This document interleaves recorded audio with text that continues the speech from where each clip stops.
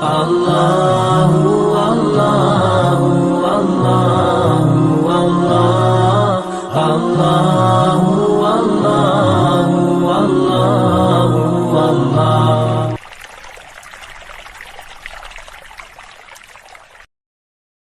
Warahmatullahi wabarakatuh. Alhamdulillahi rabbil alamin. وأشهد أن لا إله إلا الله وحده لا شريك له ولي الصالحين وأشهد أن سيدنا ونبينا محمدا عبد الله ورسوله الصادق الأمين اللهم صل وسلم وبارك على سيدنا محمد وعلى آله وصحبه ومن تبعهم بإحسان إلى يوم الدين سبحانك لا علم لنا إلا ما علمتنا إنك أنت العليم الحكيم.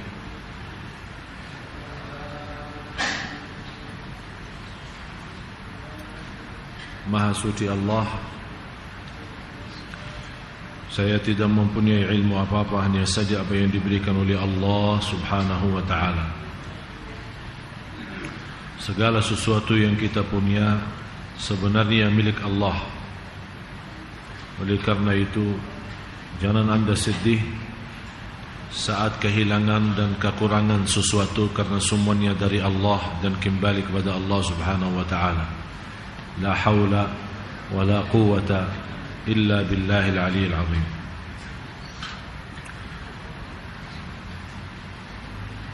Jamaah muslimin muslimat, jamaah Masjid Agung Sunda Kelapa yang dimuliakan dan diberkahi Allah subhanahu wa ta'ala.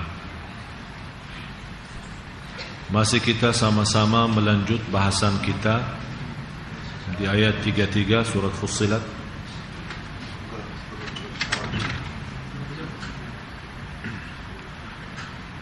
Sebagaimana kita sama-sama mempelajari keagungan dan kemuliaan istiqamah dan apa yang dirahasiakan dan disembunyikan oleh Allah subhanahu wa ta'ala bagi orang-orang yang istiqamah. Dan Rasulullah sallallahu alaihi wasallam bersabda, Inna Allah yuhibbu minal amali adwamahu wa inqal.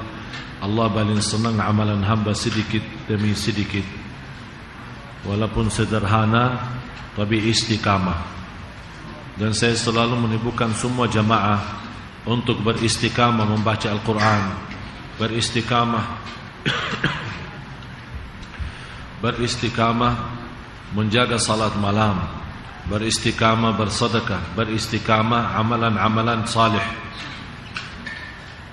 Dan salah satu yang menjadi amal salih yang sangat dicintai Allah subhanahu wa ta'ala, sebagaimana penjelasan di ayat yang selanjutnya di surat Fussilat surah 41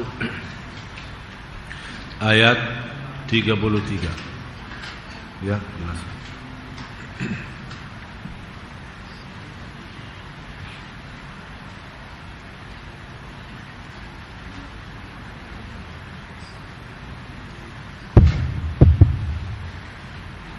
Bismillahirrahmanirrahim. Surat Fussilat ayat ke-34. 33.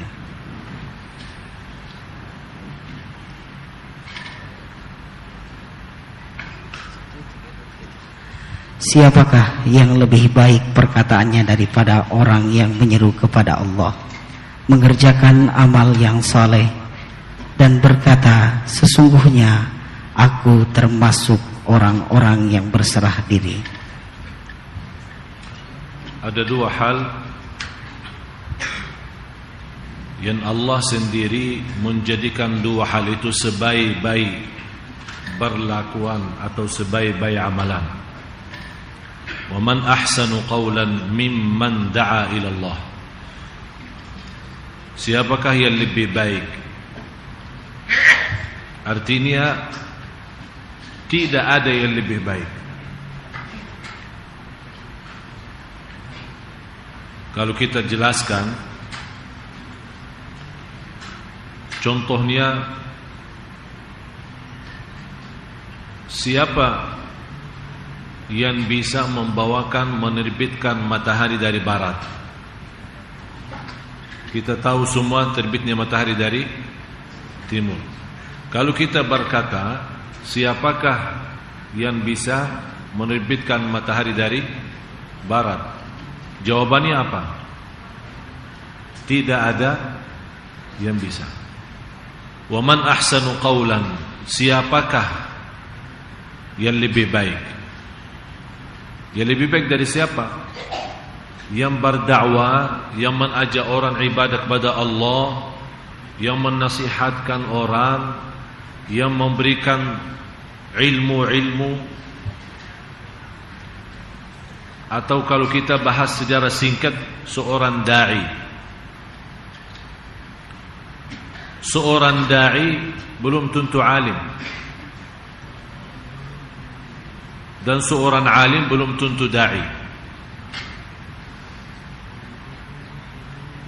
Dan tugas kita jamaah sekalian, Bapak Ibu, bukan untuk menjadi ulama tapi tidak bermanfaat bagi umat. Tapi tugas kita untuk menjadi para da'i. Dan siapakah yang lebih baik daripada mereka, yang selalu mengajak kepada kebaikan? Apakah mereka saja mengajak kebaikan? Wa amila salihan, mereka sendiri menjadi contoh baik. Wa amila salihan.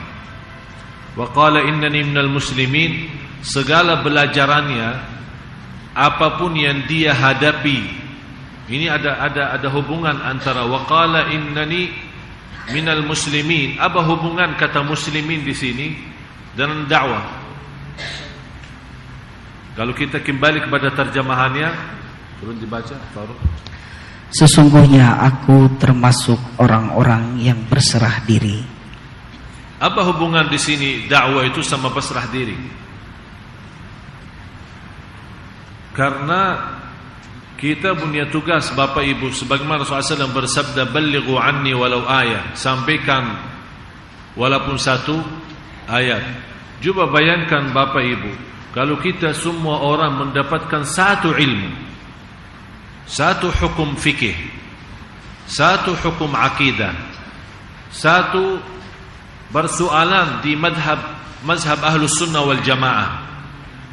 Begitu kita menerima, kita sendiri menamalkan, kemudian kita menyampaikan, baru kita pasrah. Karena saat kita menyampaikan hal tersebut, walaupun satu ayat, akan diolah-olah sama orang. Coba lihat ini. Baru belajar aja di Sunda Kelapa sudah membuat dirinya seorang da'i. Padahal baru. Tapi kita melawan hal itu dengan pasrah diri. Karena kita sudah benar-benar mau menjadi orang yang Allah sendiri, yang maha agung, yang maha segala-galanya, yang tidak membutuhkan ibadah kita. Allah sendiri bertanya kepada kita, siapakah yang lebih baik daripada mereka? Tidak ada jawabannya. Tidak ada yang lebih baik. Dan inilah yang salah satu amalan yang menjaminkan keselamatan kita dari kerugian. Sebagaimana firman Allah Subhanahu wa taala di surat Al-Asr, "Wal 'asri innal insana lafi khusr." Semua manusia dalam keadaan bangkrut, rugi. Semuanya rugi. Siapapun yang disebut sebagai manusia, itu semuanya rugi di hadapan Allah Subhanahu wa taala. Tapi kira-kira yang selamat dari kerugian, kalau seluruh manusia rugi, siapa ya Allah yang bisa selamat dari kerugian itu? Artinya sayang sekali Bapak Ibu kalau kita datang menghadapi Allah Subhanahu wa taala ternyata kita tidak punya apa-apa.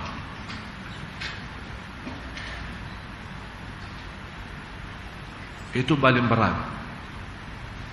Atau ternyata selama ini kita merasa diri ikhlas, tapi begitu kita menghadapi Allah hari kiamat ternyata kita nol, tidak punya apa-apa. Dan yang paling bodoh di bumi ini yang belum tahu dirinya dia riya atau ikhlas. Dia tidak bisa bedakan. Itu yang paling bodoh. Yang tertipu orang yang merasa diri ikhlas, tapi di hadapan Allah ternyata tidak ikhlas. Tapi dia merasa diri ikhlas. Ini yang paling tertipu, itu paling berat. Oleh karena itu, ulama menjelaskan tidak ada amalan yang paling berat kita jaga sebagaimana kita jaga ikhlas. Oleh karena itu, salah satu amalan yang saya pernah sampaikan kepada Bapak Ibu, masing-masing usahakan bunya amal yang rahasia. Mudah-mudahan dari amal yang rahasia kita, disitulah bisa belajar ikhlas. Tidak boleh siapapun yang tahu, hanya Allah Subhanahu wa ta'ala. Apapun amalan itu, apa itu sedekah, apa itu salat malam, apa itu khatam Al-Quran, apa itu zikir, apa itu wirid, satu dari ratusan amal yang saya yakin Bapak Ibu bersemangat dan suka beramal saleh, satu-satunya usahakan dirahasiakan. Karena kita tidak tahu mana yang diterima oleh Allah Subhanahu wa ta'ala. Jadi orang yang diselamatkan oleh Allah dari kerugian yang memiliki 4 sifat. Illa alladhina amanu. Imam Syafi'i menjelaskan amanu adalah alimu, berilmu. Begitu dia belajar ilmunya, walaupun satu ayat, wa amilus salihat, dia mengamalkan. Coba Bapak Ibu, sebenarnya agama ini sederhana. Setiap kita punya ilmu, belajar di mana saja, kita duduk di majlis ta'lim atau di belakang atau di depan layar TV atau lewat radio atau di mana saja kita belajar, kalau setiap kita belajar satu soalan dan langsung kita praktik, banyak hal yang bisa berubah. Tidak seperti ini, tidak semacam hal dan keadaan kita sekarang. Cuman kita merasa diri masih perlu berilmu. Ternyata lama-lama belajar ilmu, tapi dibanding amalan yang kita sudah belajari, tidak ada amalan.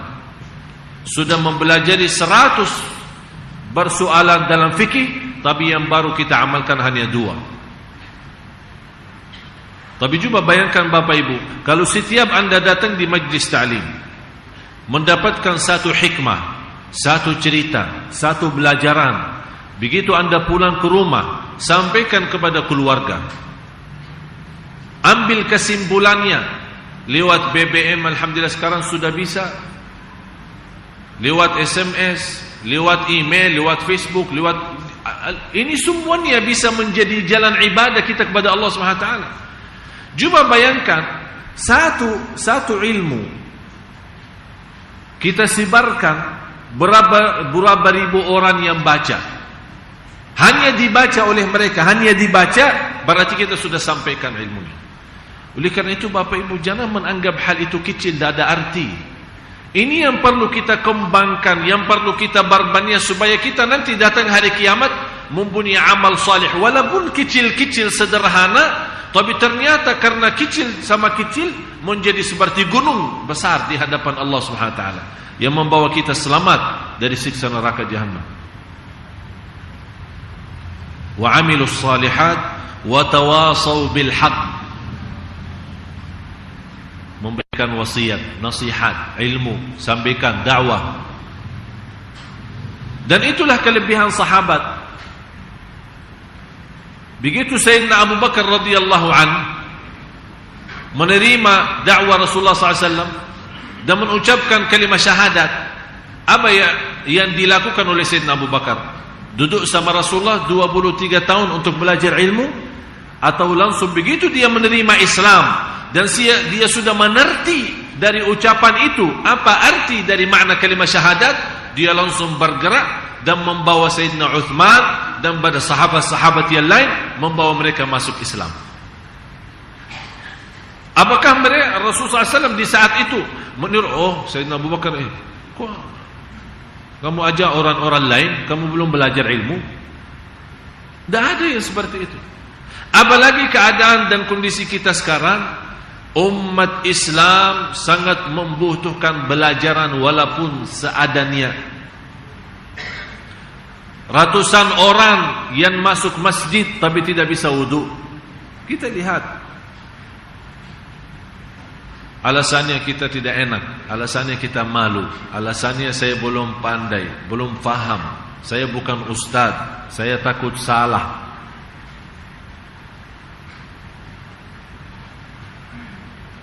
Dan kita bisa punya bermacam cara untuk menyampaikan semampu kita.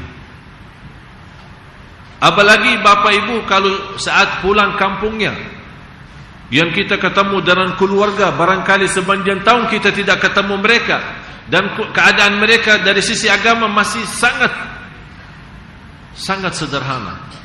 Ini berarti kita punya tugas dan kewajiban. Begitu pulang kampung bukan hanya silaturahim dan menjadi dai.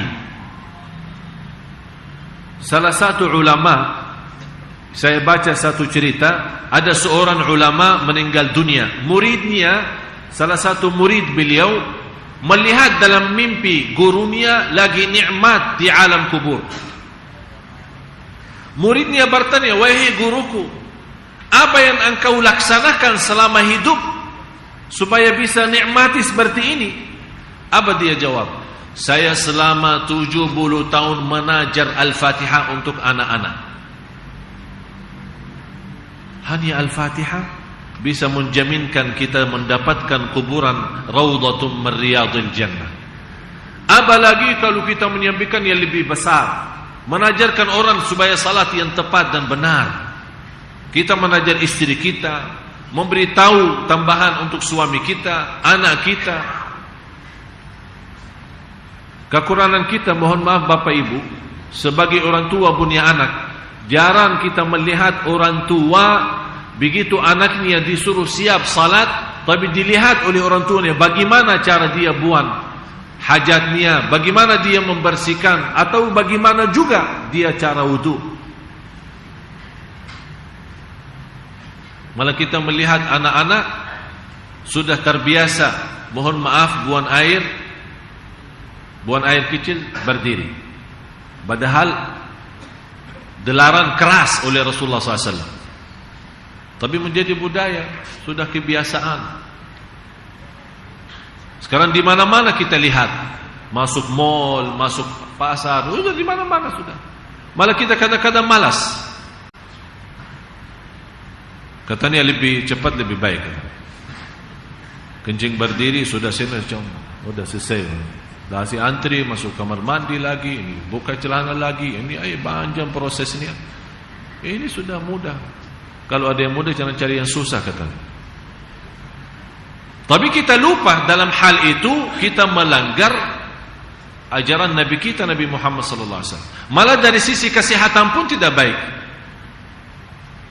Dan tidak ada sesuatu yang dilarang oleh Rasulullah SAW. Pasti bukan hanya untuk iman dan dosa kita, tapi ternyata untuk kesehatan kita pun sangat bahaya.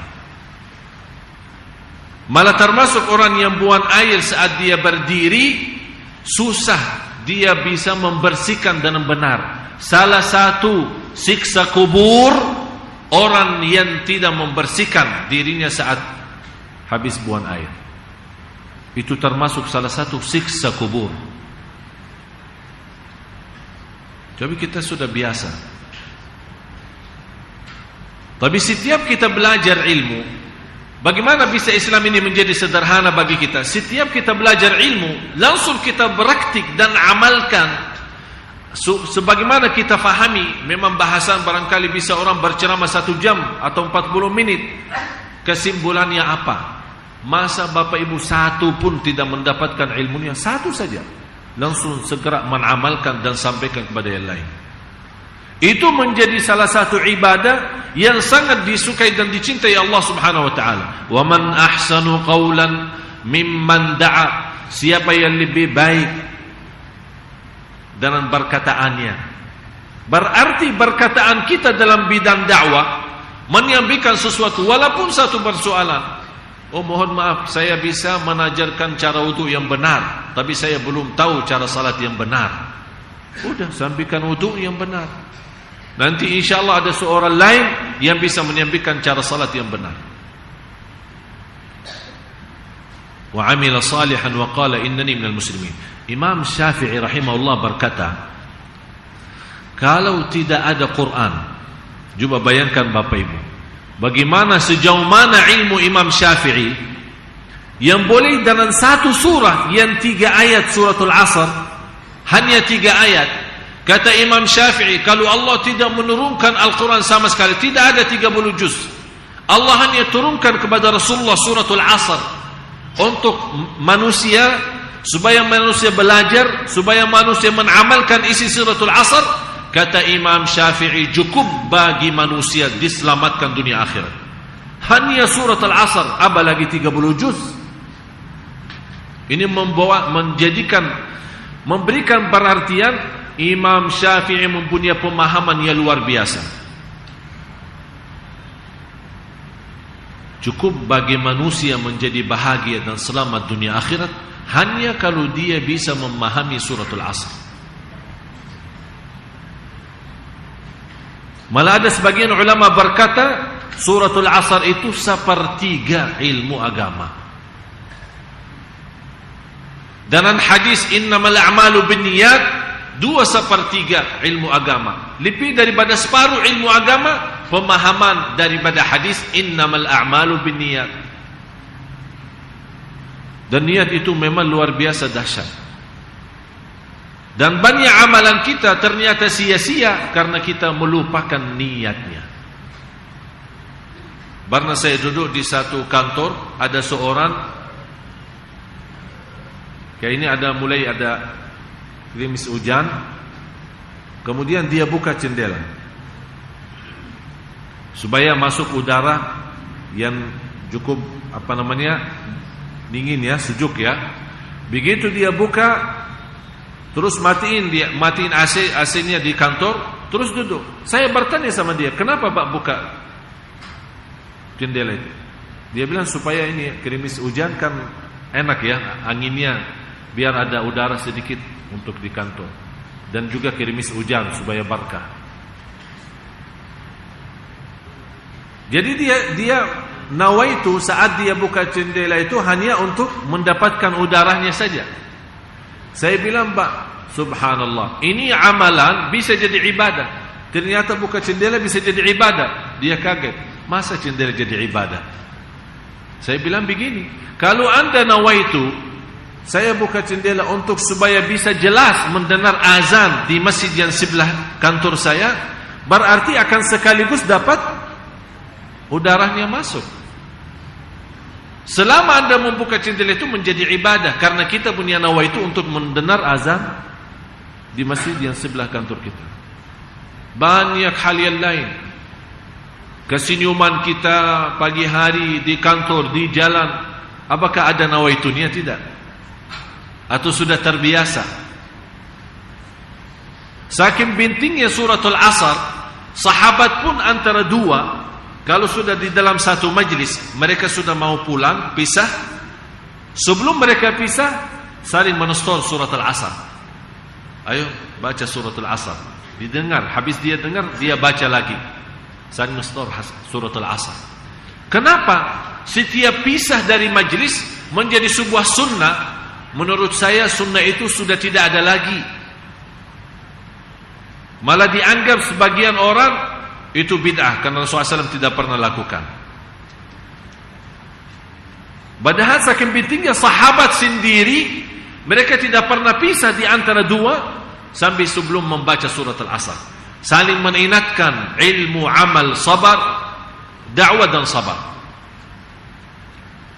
وَمَنْ أَحْسَنُ قَوْلًا مِمَّنْ دَعَا إِلَى اللَّهِ وَعَمِلَ صَالِحًا وَقَالَ إِنَّنِي مُسْلِمٌ.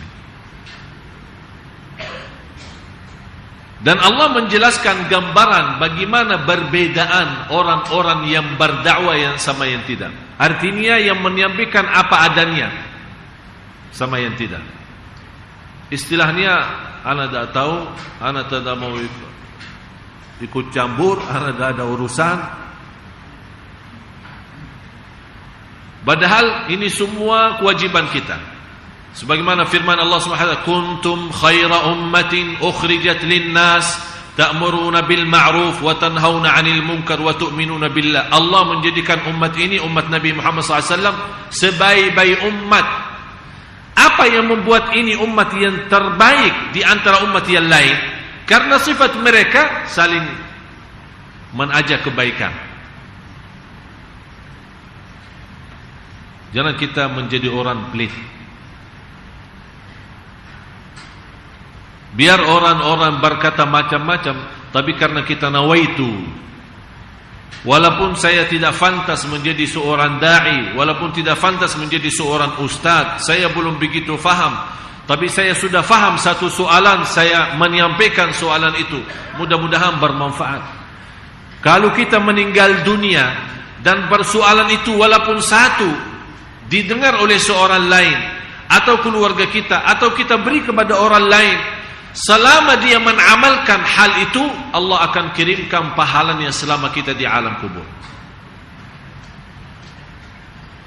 Tapi kalau kita sendiri amalkan dan diamkan, oleh karena itu Allah memberikan gambaran, apakah sama kebaikan sama kejahatan? Terus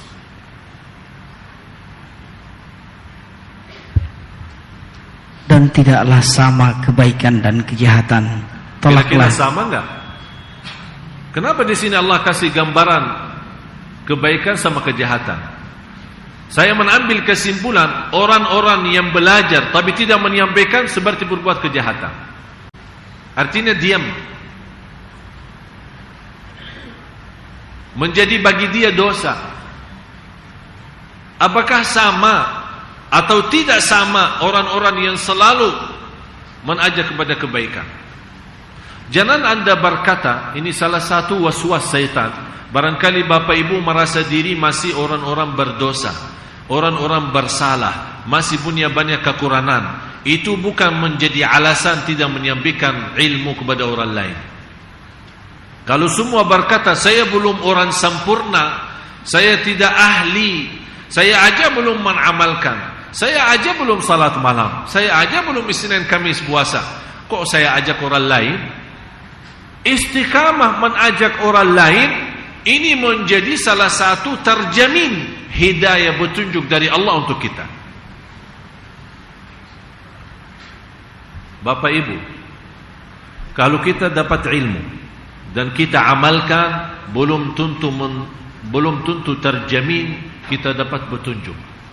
Tapi kalau kita belajar, kita amalkan, kita sampaikan, terjamin kita dapat petunjuk. Walladzina jahadu fina lanahdiyannahum subulana. Orang yang senantiasa bermujahadah di jalanku, kata Allah, dan menyampaikan dakwah kepada yang lain, lanahdiyannahum, kami akan jaminkan petunjuk bagi mereka. Bukan bagi orang yang mendengar dakwah kita, tidak, diri kita terjamin. Wa innallaha lama'al muhsinin, sungguh Allah bersama orang yang berbuat baik. Wala tastawil hasanatu wala sayyi'ah, idfa' billati hiya ahsan. Ini salah satu sikap yang sangat luar biasa dan kita perlu dan membutuhkan di saat ini. Terus, idfa' billati hiya ahsan, tolaklah kejahatan itu dengan cara yang lebih baik. Kira-kira Bapak Ibu, kejadian sekarang itu di seluruh dunia terhadap menghina Nabi Muhammad SAW, kira-kira sikap yang terjadi ini gimana? Benar atau tidak? Yang berkata benar, yang merasa diri perlakuan itu benar karena ada rasa cemburu, kenapa dilakukan terhadap Rasulullah seperti itu, angkat tangan. Tidak apa-apa, jangan malu. Kita bukan, saya tidak akan masukin penjara, jangan khawatir. Cuma saya mau lihatlah pandangan anda masing-masing. Kira-kira sikap umat Islam saat dihina Rasulullah SAW, dan begitu demo di mana-mana, dan kita lihat dalam berita di seluruh dunia, bukan hanya di Indonesia. Kira-kira perbuatan itu benar atau tidak? Yang berkata tidak benar, angkat tangan.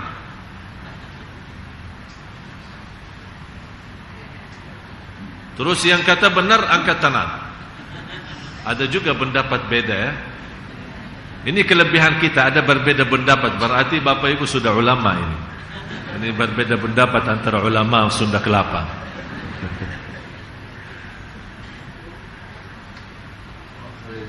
Kalau menurut saya berlaku mereka itu benar dan juga salah, dua-duanya. Benar apa? Apa kebenaran yang terjadi? Yang benar adalah rasa cemburu, rasa kasih sayang kepada Rasulullah SAW. Tapi yang tidak benar, berlebih-lebihan sambil menakibahkan penerbangan, bukan lagi orang yang berbuat film itu, malah keluarga kita, saudara kita, itu adalah polisi atau siapa-siapa di antara keluarga kita yang orang Muslim, orang Islam. Kira-kira apa dosa mereka? Berarti kita punya benar. Dan saya yakin Bapak Ibu, kalau kita berfikir secara adil, yang bikin film itu kira-kira karena dia jahat, atau memang dia sudah punya gambaran umat Islam seperti itu? Hah?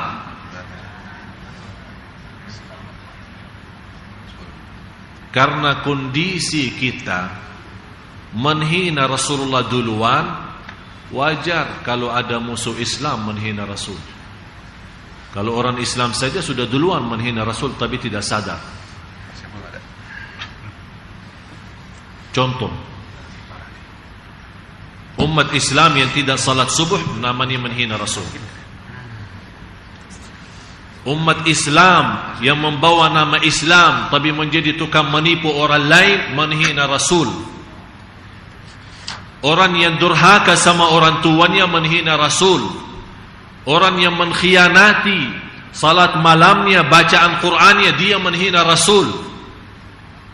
Kita marah dan protes saat dirobek Al-Quran sama seorang, barangkali bisa jadi orang gila.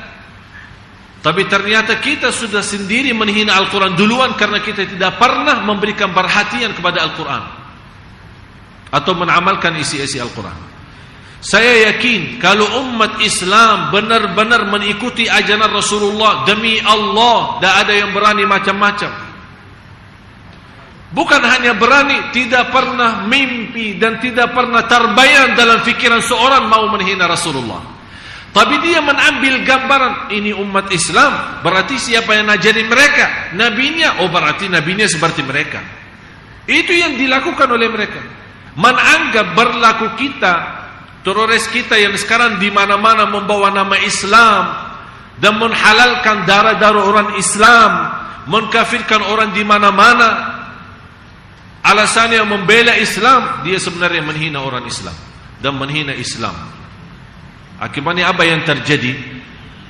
Yang dilihat, apalagi memang ada kelebihan media yang dikuasai oleh orang Yahudi. Mereka memberikan gambaran terhadap kesalahan kita sebagai umat Islam karena selalu terbawa di dalam media. Inilah orang Islam, kejahatannya, permusuhannya, berbacahannya, dengki, hasud, iri, bermacam-macam sifat. Itu yang dibawa oleh Yahudi dalam media, keburukan umat Islam.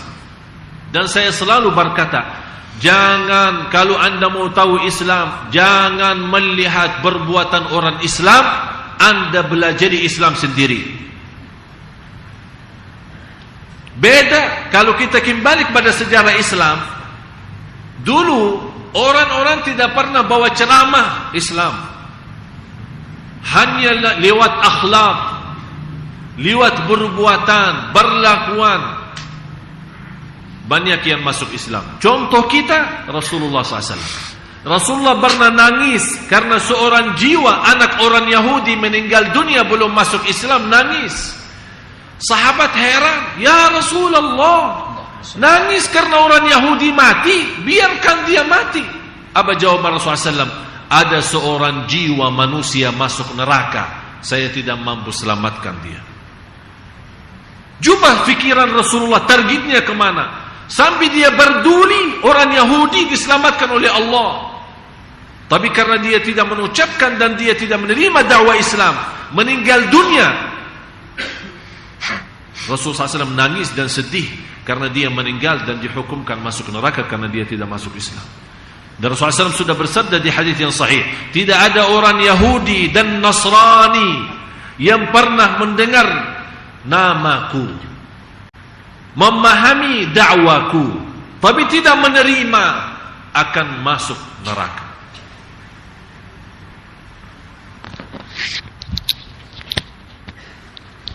Azan. Jadi Bapak Ibu,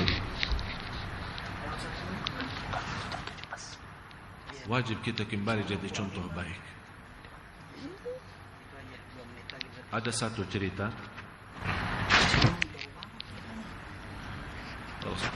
Rasulullah SAW berjalan di Padang Pasir, bertemu dengan seorang wanita yang sudah usia dan sudah tua. Rasulullah SAW pernah di Padang Pasir berjumpa sama seorang wanita, ibu sudah tua, dan ibu itu lagi kumpulkan kayu untuk menjadi bahan bakar buat makanannya, kayu bakar. Habis dia kumpulkan, Padang Pasir di musim panas, habis dia kumpulkan beberapa jumlah kayu, sepertinya dia tidak sanggup membawa. Rasulullah SAW begitu lewat tempat itu melihat seorang ibu, dan Rasulullah SAW menawarkan diri untuk membantu seorang ibu. Kata ibu, jangan, kayunya berat, perjalanan jauh, dan musim panas. Itu jawaban seorang ibu, dan kasihan. Kata Rasulullah SAW, dan ibu itu belum tahu itu Rasulullah. Dia menganggap seorang abirus sabil, lewat jalan saja. Rasulullah SAW tetap menawarkan, tidak apa, saya akan bantu. Rasulullah SAW sendiri mengangkat kayu itu dan berjalan jauh menemani seorang ibu yang sudah usia dan sudah tua sampai ke tempatnya. Dan ibu melihat, sangat mengagumkan bantuan Nabi Muhammad SAW. Dan kata ibu, saya seorang sendiri, tidak punya siapa-siapa, dan saya orang miskin, saya tidak bisa membayar atau membalas kebaikan itu. Tapi saya ada satu nasihat, mudah-mudahan nasihat ini bisa menjadi bermanfaat untukmu dan bisa membalas kebaikanmu sama saya. Rasulullah SAW, silahkan, apa nasihatnya? Kata ibu itu, ada seorang di Makkah terpanggil namanya Muhammad, berhati-hati dari dia, jangan berusaha ketemu sama dia, karena dia orang jahat dan akhlaknya buruk dan tukang sihir. Setiap orang dengar bicaraan dia langsung terharu atau langsung bisa tertipu. Rasulullah SAW senyum dan kata, wahai ibu, kalau saya berkata saya sendiri Muhammad, bagaimana? Kata ibu, kalau memang benar kamu Muhammad itu, saya akan berani berkata asyhadu an la ilaha illallah wa asyhadu anna Muhammadar Rasulullah, masuk Islam. Apakah Rasulullah SAW datang mengenalkan diri kepada seorang itu? Atau Rasulullah pernah menceramahin dia berdakwah sepanjang perjalanan? Apakah Rasulullah SAW membawa Al-Quran atau hadis Bukhari Muslim untuk memberitahu hadiah bagi dia? Tidak. Hanya Rasulullah beraktik menamalkan apa yang diperintahkan oleh Allah, langsung orang itu masuk Islam. Padahal sederhana, hal sederhana. Dan banyak seperti itu. Musim haji yang kita sekarang protes banyak masyarakat terhadap Amerika. Katanya Amerika yang jahat, Amerika ini Saya tidak mau bahas soal politik ya. Saya bukan orang membela Amerika atau membela siapa-siapa. Tapi yang menarik perhatian saya waktu musim haji tahun kemarin, dan juga membuat saya sangat kagum terhadap Islam dan umat Islam. Di waktu hari Arafah, saya melihat sekelompok manusia cukup banyak. Mereka berjuang dan berjalan kaki di hari Arafah, apalagi haji tahun kemarin musim lumayan panas, tapi mereka membawa bendera Amerika. Saya mengambil satu kesimpulan dan pelajaran. Mereka tunjukkan kalau memang politik kami, pemerintah kami jahat, dosa kita apa sebagai masyarakat Amerika yang masuk Islam. Berarti Bapak Ibu, semestinya kita orang bisa memberikan gambaran yang baik, tidak perlu berbicara. Dan itulah yang membuat banyak umat Islam masuk Islam, karena perbuatan kita. Salah satu sebabnya masuk Islam dan tersebar di negara Indonesia, orang-orang dari negeri Arab datang menjadi orang berusaha, bukan berdakwah. Sebenarnya mereka datang sebagai pengusaha, berbisnis. Mereka datang di sini berbisnis karena cara mereka, jujur mereka, amanat mereka, tepat janji mereka. Ini yang membuat banyak tertarik. Ini kelompok mereka itu dari mana? Kok kalau mereka janji benar-benar tepat? Kalau mereka memberikan sesuatu, ya benar, barang itu sesuatu sama. Malah kita sekarang melihat di depan mata dibungkus kardusnya barang kita betul, begitu kita terima di negeri kita atau di rumah kita, kok rubah isinya. Padahal kita sendiri yang meningkatkan barang itu, tapi kok subhanallah bisa. Mungkin ada kerjasama sama hantu yang membongkar isinya. Bermacam-macam cara penipuan sekarang. Wala haula wala quwwata illa billah. Berarti Bapak Ibu, wajib kita yang memberikan perhatian. Dan semestinya kita orang-orang yang benar-benar bisa menjaga amalan yang menjadi sebaik-baik. Saya tutupi satu cerita lagi. Ada seorang bekerja menjadi tukang bangunan di salah satu PT bangunan. Sudah sekian tahun dia bekerja, dari sejak umur masih muda sampai dia tua. Dan dia sendiri menghasilkan dengan tenaga sendiri untuk PT itu ratusan rumah, malah bisa ribuan. Dan dia saat sudah tua dan sudah usia, dia merasa diri sudah tidak sanggup, tidak ada tenaga lagi untuk bekerja. Dia datang kepada pihak yang punya PT ini. Dan dia menyampaikan, mohon maaf saya mau pensiun.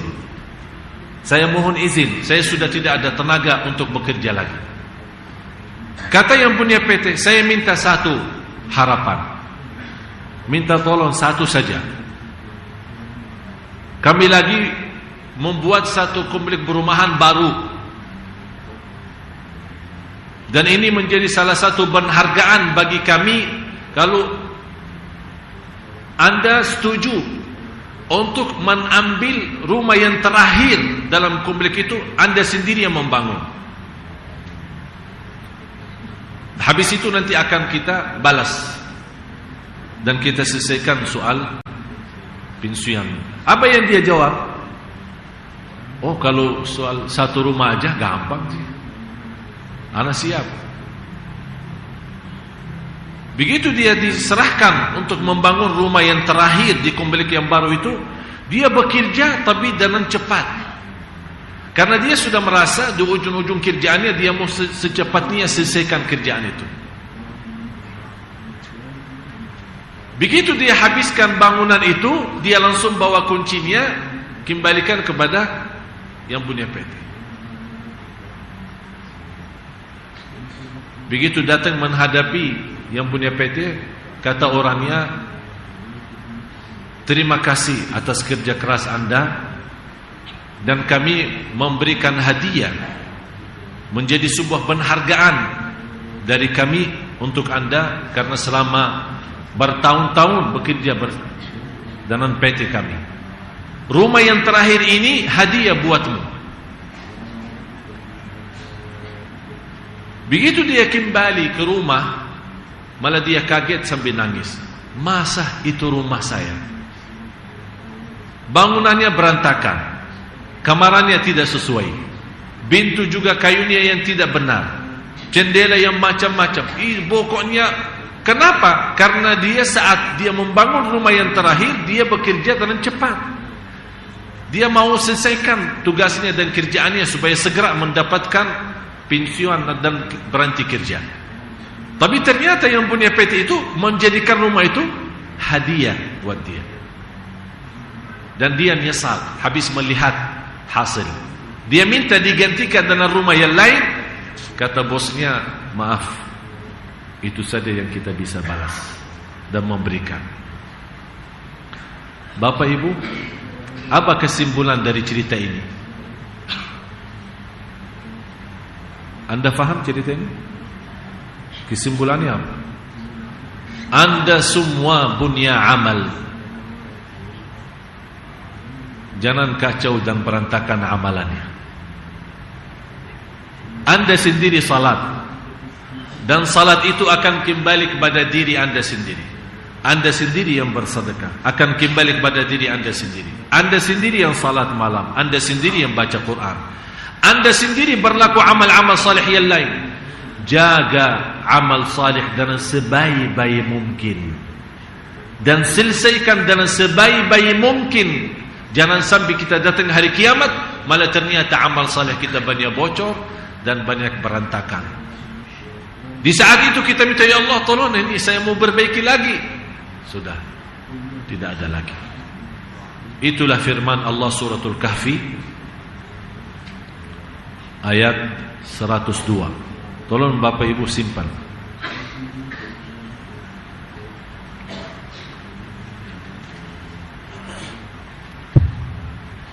Seratus 103, 104, 105, 106. Jadi dari 103 sampai dengan 106. Tolong baca.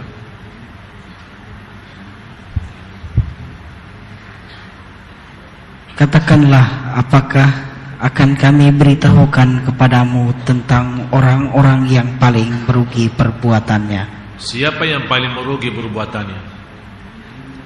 Ada orang rugi, ada yang paling rugi. Kalau paling rugi itu berarti tidak ada kesempatan untuk berbaiki lagi. Beda sama yang merugi. Terus siapa, ya Allah tolong jelasin supaya kita bisa selamat dari sifat itu. Siapa ya Allah di antara kami yang paling rugi? Terus, yaitu orang-orang yang telah sia-sia perbuatannya dalam kehidupan di dunia ini. Terus sedangkan mereka menyangka bahwa mereka berbuat sebaik-baiknya. Paling berat jamaah sekalian, kita merasa diri berlaku ikhlas sebaik-baiknya, tapi ternyata ada di dalam hati kita yang merusakkan ikhlas itu.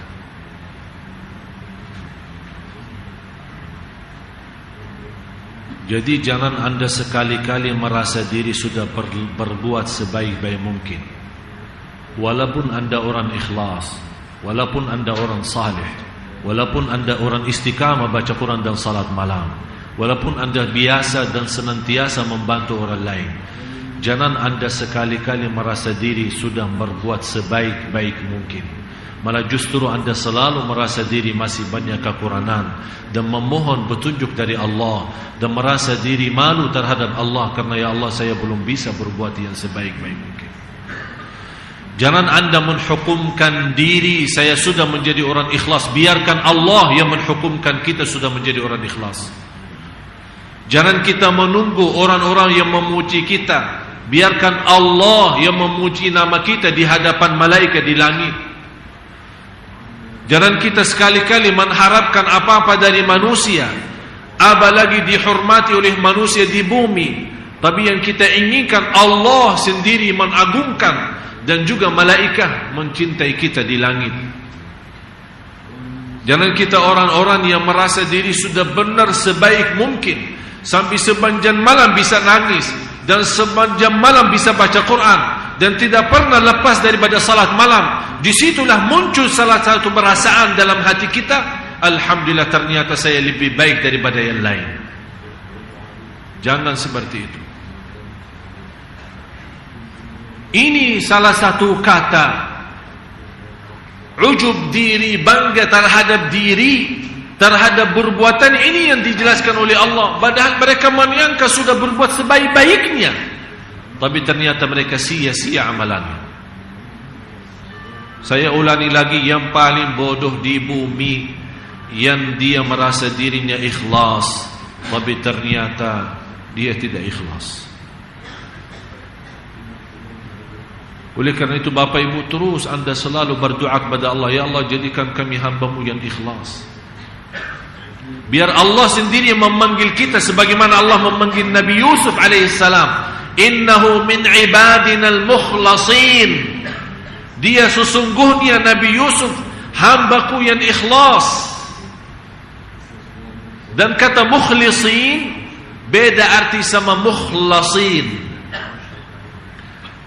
Mukhlisin malah lebih tinggi mukhlasin. Mukhlisin mereka benar-benar mensucikan niatnya semata-mata karena Allah, tidak ada sedikit pun hawa nafsu atau untuk dunia. Tapi mukhlasin karena sudah tinggi ikhlasnya mereka, Allah memilih mereka menjadi hamba Allah yang terdekat. Mukhlasin sudah terpilih. Oleh karena itu Allah sangat menghargai orang yang ikhlas. Walaupun amalannya sederhana, barangkali tidak diterima sama orang, tidak diberikan perhatian, berpakaiannya biasa saja, namanya pun tidak dikenal, tidak punya harta, tidak punya apa-apa. Tapi kalau dia angkat tangan berdoa kepada Allah, langsung saatnya Allah kabulkan doanya. Tapi ada seorang berpakaian yang bagus, indah, namanya terkenal, kekayaannya luar biasa, dan tidak pernah keluar dari masjid. Tapi ternyata kita salah melihat orang itu. Tapi di sisi Allah, kalau dia doa sepanjang hayatnya, satu kali pun Allah tidak menerima doanya. Na'udzubillah. Oleh karena itu Bapak Ibu, jangan kita berburuk sangka menghukumkan orang. Coba lihat bagaimana kemuliaan akhlak ya Rasulullah SAW yang menanamkan akhlak itu kepada sahabat. Abdurrahman bin Auf radhiyallahu anhu, salah satu orang yang terkaya di antara sahabat. Kata istrinya apa? Suamiku Abdurrahman, kenapa keluargamu saat kamu kaya raya semua datang minta hajatnya, dan saat kamu sudah tidak punya apa-apa, sudah merugi, sudah bangkrut, tidak punya uang, tidak punya rizki, tidak punya harta, malah silaturahim pun tidak ada yang datang. Marah istrinya, sakit hati. Kenapa pas ada uang banyak malah datang setiap hari minta hajatnya? Begitu sudah habis, tidak ada yang cari, silaturahim pun tidak pernah. Tapi coba lihat kemuliaan akhlak Abdurrahman bin Auf. Apa dia jawab? Dengan pikiran yang baik sangka terhadap orang lain, dia berkata kepada istrinya, istriku, alhamdulillah ternyata keluarga saya baik. Saat saya punya harta banyak datang minta hajat, berarti saya bisa memberikan kepada mereka. Pas lagi tidak ada, alhamdulillah mereka menghargai itu, dan mereka tidak datang sama sekali karena saya malu bisa memberikan padahal saya tidak ada. Coba lihat pikiran yang tinggi itu apa. Tapi kalau kita tidak punya pikiran, masih pikiran iblis. Iblis masih. Coba kemarin aja selalu datang. Begitu turun jabatannya, telepon pun tidak pernah. Pas lagi berjabat, Masya Allah, antri orang datang silaturahim. Sampai kalau dia sakit, rumah sakit yang terbagus di Jakarta diobati secara gratis. Tapi kalau ada orang kampung masuk, sakitnya parah, minta segera dioperasi jantung, Dilihat, ini siapa? Kayaknya tidak punya duit. Oh maaf Pak, tidak ada. Diskon pun mana bisa. Habis diskon aja sudah 100 juta. Tapi kita lihat, Pak Menteri diobati, padahal dia mampu bayar biaya operasinya. Tapi diobati, dibayar, dilayani, diservis luar biasa. Tujuannya apa? Rumah sakit tersebut ini mengobati Pak Menteri. Alhamdulillah sudah kembali sehat. Tapi kalau untuk orang miskin, apa gunanya? Hanya datang sini rumah sehat yang di Sunda Kelapa. Alhamdulillah ada rumah sehat yang bisa layani mereka secara free. Oleh karena itu Bapak Ibu, belajari bagaimana kita bisa menjadi baik sangka.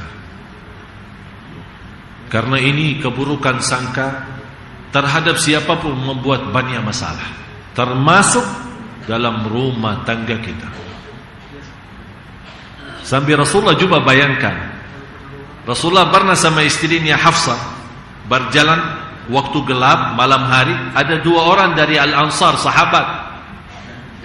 Mereka begitu melihat Rasulullah sepertinya berjalan pelan-pelan di waktu gelap, mereka menghindar dan merubah jalan, ganti jalan lain. Rasulullah langsung panggil mereka, mau kemana kalian? Ini istri saya Hafsah. Ini istri saya Hafsah. Kata mereka, ya Rasulullah, masa kita ada was-was atau ragu-ragu Rasulullah berbuat macam-macam? Kata Rasulullah SAW, apa? Ini bukan soal kalian, tapi iblis pintar menggosok hati kalian. Ini Rasulullah sendiri padahal berjalan sama istrinya, tapi karena gelap, istrinya tidak dilihat oleh Al-Ansar. Begitu Al-Ansar melihat Rasulullah bersama istrinya, mereka hindarkan diri, menjauhkan, mencari jalan lain. Rasulullah menstopkan mereka. Sini. Ini istriku, jangan berfikir macam-macam. Kata mereka, ya Rasulullah, masa kepada engkau kami fikir macam-macam? Kata Rasulullah, bukan kalian, tapi iblis tidak bisa terjamin. Oleh karena itu Bapak Ibu, bagaimana cara kita belajari supaya menjadi orang baik sangka? Siapapun orang datang minta tolong sama kita, kita bisa dan mampu membantu. Jangan bermacam-macam pikiran. Mau bantu-bantu, tidak selesai. Tapi jangan, ini benar enggak? Bohong enggak? Terus mana buktinya? Surat mana? Coba saya tanya dulu, periksa. Ini surat. Terus tanya sana, tanya sini, tanya ini. Apa? Habis pusing, stres, baru bantu. Itu namanya nyakiti. Kenapa pusing? Kalau memang Anda merasa diri was-was, tidak percaya sama orang, tidak usah bantu. Maaf, saya tidak bisa bantu. Atau minta secara nyata dan jelas, maaf, boleh saya bantu, tapi saya minta bukti yang jelas. Perlu obat, perlu operasi, perlu apa, insya Allah saya bantu sepenuhnya. Kita orang terbuka, biar tidak ada kesempatan sedikit pun untuk syaitan masuk berwas-was.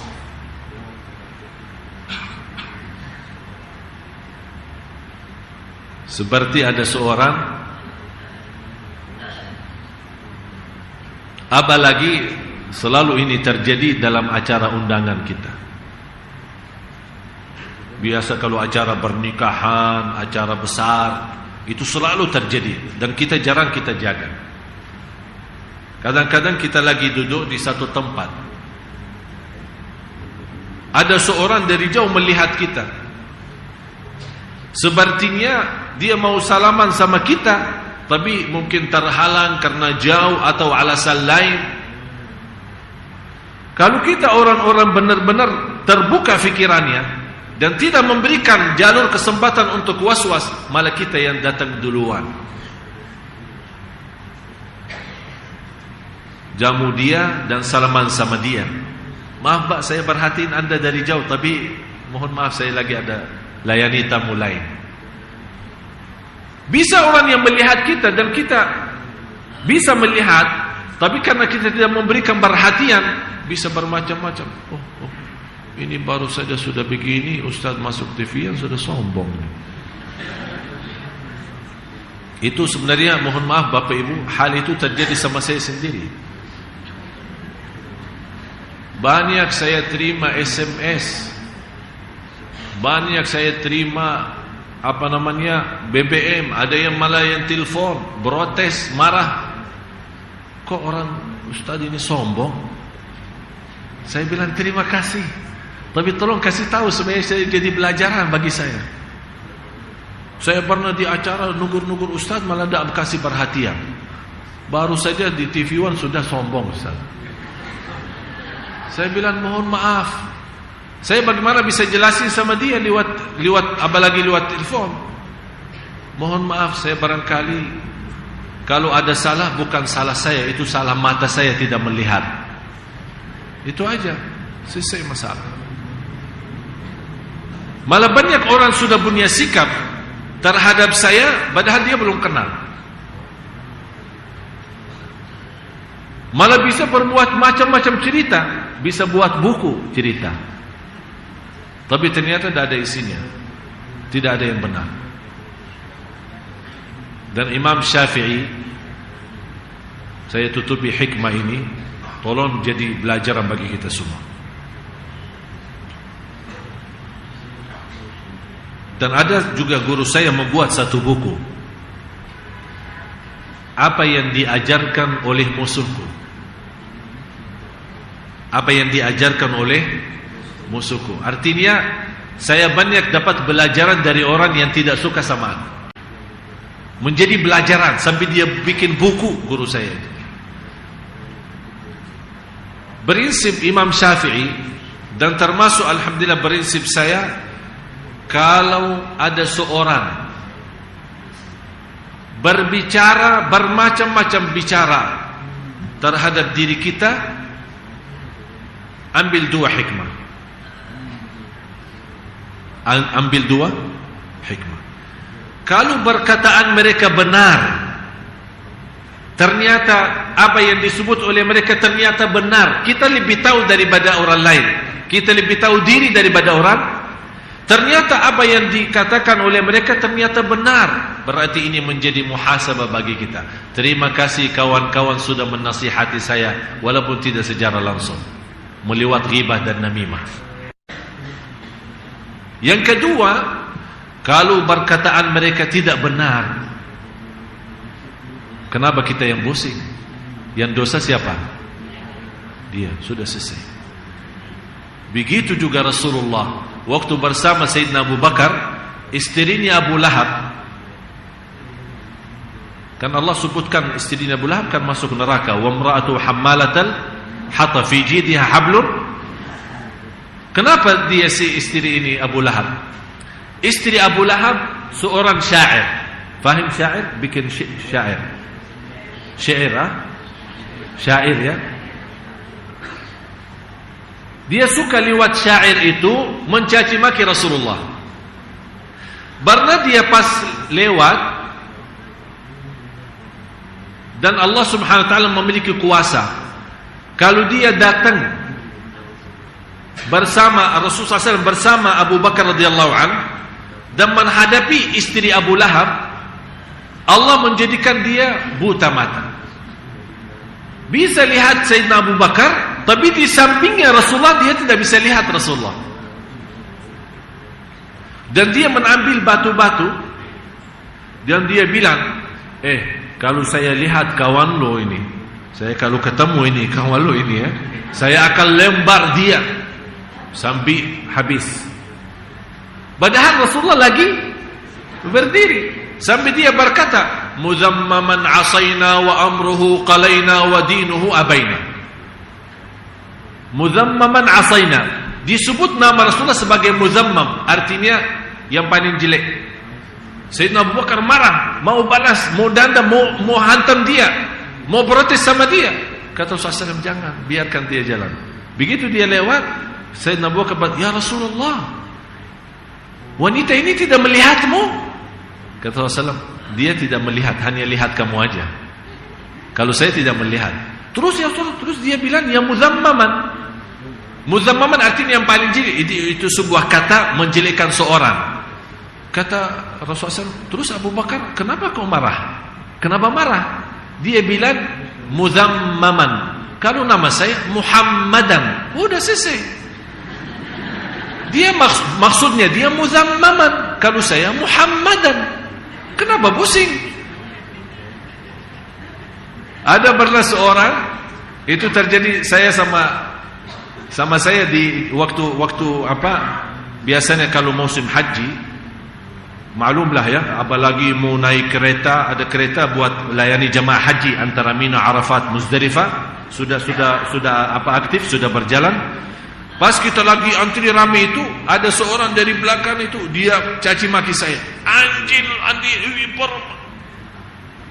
saya begitu lihat. Oh maaf Pak, kayaknya salah, saya manusia. Kalau anjing siapa ya? Udah, diam, dia malu. Kok dia caci maki dari tadi anjing di hari Arafah, di Medan Arafah? Saya langsung menegur dia. Oh maaf Pak, sampai saya begini. Pak maaf, barangkali salah Pak, saya manusia. Pak Ali namanya. Bapak Ibu, dalam sikap seperti ini, sungguh kita hidup tenang. Keluar dari rumah tenang, pulang ke rumah tenang, tidak punya masalah sama siapa-siapa. Dan begitu kita mau tidur, angkat tangan kepada Allah. Ya Allah, kalau saya ada salah sama siapapun, sengaja maupun tidak sengaja, atau orang salah sama saya sengaja maupun tidak sengaja, ya Allah, saya ikhlaskan dunia akhirat dan tidur. Seandainya kita tidur itu menjadi meninggal dunia, terjamin Anda masuk surga, karena menjadi orang yang sudah mampu mensucikan hatinya, tidak ada sedikit pun titik hitam. Mudah-mudahan Allah kuatkan kita lahir batin. Ya Allah ya Arhamar Rahimin, sucikan hati kami, sucikan hati kami, bersihkan jiwa kami, naikkan darajat kami, terimalah segala amal ibadah kami. Ya Allah, kami mohon, tidak ada di antara kami yang hadir di majlis ini yang masih ada titik hitam di dalam hatinya. Ya Allah, sinarkan hati kami, cahayakan hati kami dengan cahaya iman, dengan cahaya cinta terhadap seluruh umat Islam, saling mencintai, saling memaafkan, dan saling menutupi kekurangan yang lain. Ya Allah, ampunilah segala dosa kami, maafkan atas kesalahan dan kekurangan kami, tutupilah aib-aib kami, sempurnakan ya Allah kekurangan ibadah kami. Ya Arhamar Rahimin, ya Allah, kami sebagai hamba-Mu yang belum pantas menjadi ahli surga-Mu, tapi dengan rahmat-Mu ya Allah kami mengharapkan surga-Mu. Ya Allah, walaupun amalan kami belum menjadi sempurna, tapi dengan mata harapan kami dan keyakinan kami terhadap Engkau yang Maha Kasih Sayang, yang menyempurnakan amal ibadah kami dan menjadikan kami hamba-hamba-Mu yang ikhlas ya Rabbal Alamin. Ya Allah, berilah kepada kami istiqamah ikhlas lahir batin sampai akhir hayat. Dengan keberkahan ikhlas kami selamat dan bahagia dunia akhirat. Ya Allah, bagaimana Engkau berikan kepada kami kemudahan sama-sama berkumpul di sini. Ya Allah, berilah kepada kami kemuliaan sama-sama jumpa lagi di surga-Mu ya Allah, bersama Nabi Muhammad sallallahu alaihi wasallam serta orang tua kami ya Rabbal Alamin. Ampuni orang tua kami, sayangi orang tua kami. Ya Allah, selama ini kami tidak mampu menjadi orang yang ikhlas terhadap orang tua kami. Ya Allah, maafkan atas kekurangan kami, kesalahan kami, durhaka kami. Ya Allah, kami harap dengan doa kami untuk orang tua kami bisa memaafkan kekurangan dan kesalahan kami terhadap mereka, dan bisa dengan kebaikan ya Allah yang disampaikan oleh orang tua kami terhadap kami, Engkau hanya yang mampu balas kebaikan mereka dunia akhirat. Ya Allah, jadikan orang tua kami mulia di sisi-Mu dunia akhirat ya Rabbal Alamin. Ampuni saudara kami muslimin, muslimat, mu'minin, mu'minat yang hidup maupun yang telah wafat. Ya Arhamar Rahimin. Ya Allah, akhiri hayat kami dengan husnul khatimah. ربنا تقبل منا وتب علينا واغفر لنا وارحمنا إنك أنت الغفور الرحيم. ربنا آتنا في الدنيا حسنة وفي الآخرة حسنة وقنا عذاب النار. وصلى الله على سيدنا ونبينا محمد وعلى آله وصحبه وسلم والحمد لله رب العالمين. سبحانك اللهم وبحمدك أشهد أن لا إله إلا أنت أستغفرك وأتوب إليك. Sama-sama أعوذ بالله من الشيطان الرجيم. بسم الله الرحمن الرحيم. والعصر إن الإنسان لفي خسر إلا الذين آمنوا وعملوا الصالحات وتواصوا بالحق وتواصوا بالصبر. صدق الله العظيم. السلام عليكم ورحمة الله وبركاته. Waalaikumsalam warahmatullahi wabarakatuh.